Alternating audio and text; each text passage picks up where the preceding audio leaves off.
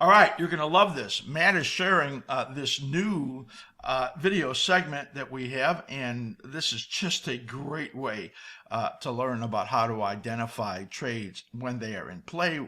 Matt looks at FDX, and he's going to teach you how he uses these multiple time frames. If you want to see the full membership video, you'll need to go to our website, levels 2, 3, and 4. Hello, this is Matt with askSlim. Today we are excited to announce we are launching InPlay, a new video series spotlighting the key levels that define directional moves, the scenarios, the triggers, and the invalidation points that help guide some of the most important decisions that go into our trade planning process. Today's lineup includes 10 symbols that we will be focused on, 5 bullish and 5 bearish. We're going to start off with FedEx Corporation. So let's go jump into the charts here. With each one of the symbols that I review, we're going to go through the InPlay map checklist. So there's 5 areas that we will cover. We're going to define the directional bias. We're going to mark the projections and key levels. We're going to determine whether the move is active or pending. We're going to specify the trigger that turns on the next swing if it's not currently active, and we're going to state the invalidation, the level or condition that cancels the bias and requires a reevaluation of the in-play map, those key levels and projections. Okay, so I have a multiple time frame chart up here, monthly, weekly, daily, 2-hour. Our overall focus is for the next few to several weeks is the time frames under evaluation. So let's start with defining the directional bias. So I'm going to go to the daily chart here, and it's quite clear, and I have some high-low markers here. So these are weekly high-low markers, and you can see over the past 3 weeks that FedEx has broke out above the prior weekly highs. So clearly it's in an uptrend over the past several months here. That's on the daily chart. And then on the weekly chart, you can see that we have a momentum indicator here, and the momentum indicator is positive. Actually, we have a combination of momentum indicators here. We have a reversal scout, and we also have our slim ribbon. So our slim ribbon is made up of 3 exponential moving averages, and then depending on the alignment of those, if there's a positive alignment, it'll color the candles green. If it's a mixed condition, it'll color it purple, and then if it is negative, it'll be red.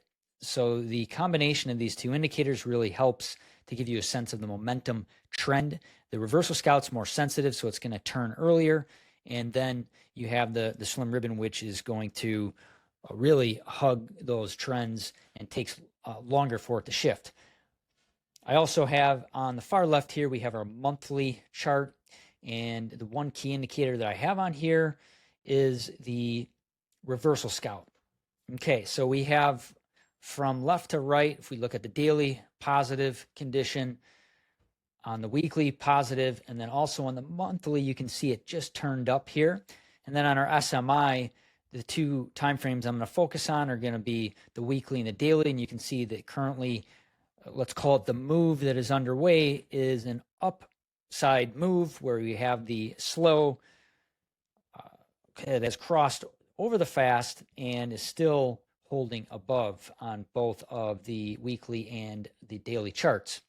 Okay, so we've covered the directional bias. Now, what are our key levels?